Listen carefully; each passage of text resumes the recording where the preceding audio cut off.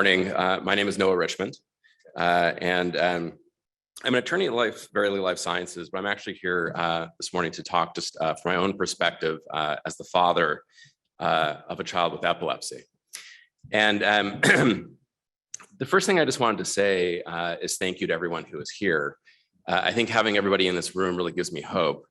It's been a long journey, and it's been one where we've learned a lot. And so anytime I meet someone who's committed themselves in their professional or personal life to helping, I like to let them know that we really do appreciate it. And where our journey began is with our son, Luca, and you'll see two pictures of him here.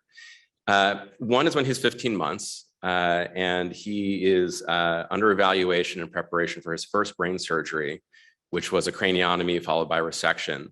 To treat a cortical dysplasia that was located on the parasylvian region of his brain. The second picture you'll see is of him just from a couple of weeks ago, as we're getting ready possibly for a third brain surgery. He had a laser ablation about 2 years ago with a stereotactic EEG.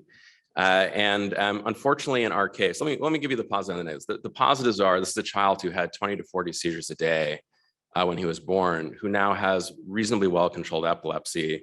And he has a very full and rich life. The negative is that we are still on the journey of trying to find seizure freedom for him. And so many of the talks that you're going to have today are going to focus on emerging technologies. What I'd like to talk about a little bit is, as a parent, asking researchers and asking clinicians different perspectives to look at through the child, not only as the patient, but as the child and the family. And to think about how this experience works for caretakers, how the giving of care works either with or against the caretakers in context, and thinking through, from each of those kinds of perspectives, what are the kinds of technologies, what are the kinds of treatments, what are the kinds of approaches that are going to be most helpful. The other thing that I would emphasize and ask all of you to do is to consider diversity as well. As you'll see in this, my family is Caucasian. Many of your patients are not. We all know, for example, that pulse oximeters work well on some ethnicities and not as well on others. As we build, for example, technologies such as machine learning, I think we need to be cognizant about the kinds of clinical trials that we put together to make sure that we close the digital divide with these technologies and do not broaden them. So let me tell you a little bit about what parents ask of technology, and then I'll just follow with a few suggestions or themes for you to consider as you're thinking about how you want to target the technologies and your treatment plans in the future. One is that parents are increasingly interested, I think, in caring for the whole child, and we have to provide care everywhere. And so, by the whole child, what I mean is technology has, in some ways, remained similar. In some ways, it's changed. One of the larger changes is we've gone from larger surgeries of larger resections or hemispherectomies to more focal procedures. And what you'll see here is Luca recovering from a fairly large resection. At the time, it was, does he get a hemispherectomy or does he get a very large resection? And in some sense, the only decision we had to make was, do we want to stop the seizures or not? After Luca's relapse from his first surgery, we had a very interesting conversation with a surgeon who basically told us, the only thing I can offer you right now is a hemispherectomy. If I were you, I would wait. And he told us to wait because he thought that the subsequent generation of surgeons and technologies would offer a more focal procedure where we might get control and the kinds of impairments that our son would have would be reduced. And so this is an absolutely fantastic outcome for families to have that. But one of the challenges now for families is to understand a more complex decision of how you're going to weigh seizure control and how you're going to weigh the kinds of impairments that come out from a procedure, and how can you help them with that. The other things that I'd like to ask you to consider are thinking through what the experience is as the parent is actually trying to assess their child and know how is their child doing. So one of my family's nicknames for me is the gargoyle. And the way that I got the nickname the gargoyle is that when Luca relapsed, we would hear a shriek in the middle of the night.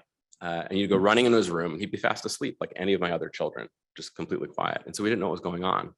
And so, I called my neurologist, he's shrieking. Well, your other children shriek? Yes, they do. I don't know what to do. So what I ended up doing was sitting and watching him all night long with my, Android phone to try and get a video of him. And so I would do an all-nighter, nothing would happen. I would sleep for a night, I would do an all-nighter, nothing would happen. And so it took a month of doing this, but eventually I got data where we could develop a treatment plan. And then it took another month of doing this so we could actually observe whether or not medications were working, because the seizures at this point became nocturnal.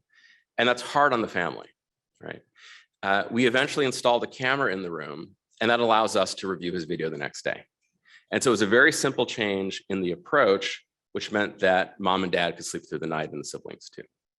And so I would ask you to consider thinking through a couple of themes as you're considering the kinds of technologies that you're looking at. I think in response to really understanding what it is like to live and care for a child. And the starting point is really meeting the child and the family where they are, right? Which is to say, and I know in some ways it sounds very simple, but seizures happen where the child is located. And this is actually one of the biggest challenges for the parents, because I am not always with my son. He goes to school, he goes to camp. Sometimes he has a caretaker who's another family member or a nanny. He could be in any number of places, and I'm not able to keep my eyes on him. And the people in those situations, they may or may not be able to call seizures when they see them.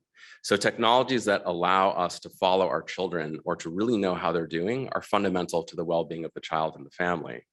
And we've seen a great progression of scalp EEG that's increasingly mobile, of watches that can help us keep track of our children. But think also about cameras, think about passive sensors in the home, and think about other ways you can help the family really know how the child is doing. The other is reducing uncertainty in decision-making. And I think we're potentially facing a revolution here in that I know people don't love electronic health records, but there's a plethora of data that's now available about whether or not these treatments worked.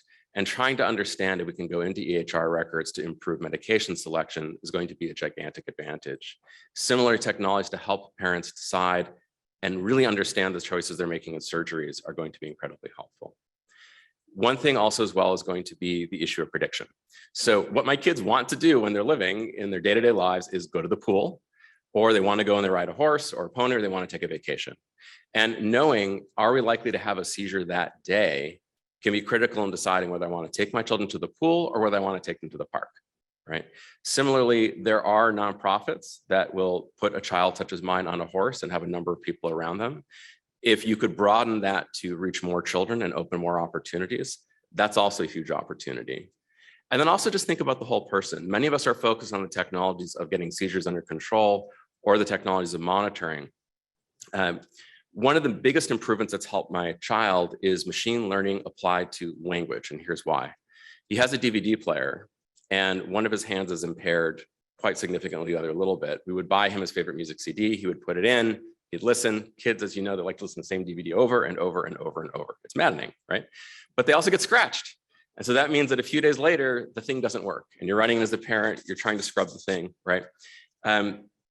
Interestingly enough, in spite of having certain outbound speech impairments, a lot of technologies built into speakers can hear him request music, and they can understand him as well in certain cases as many of his caretakers. And that enables him to access music and enjoy music like any other child, right? And so these are the kinds of examples of ways that you can help and you can make a truly meaningful difference, I think, in controlling seizures and helping parents and families know where their child is and how they are doing, and helping these children access the kinds of living experiences that they would really love to live, and in helping us marshal the capabilities of medicine in a way which is going to enable them to live their fullest lives. And again, I appreciate that all of you are doing this, and I'm just very thankful that you're here. Thank you.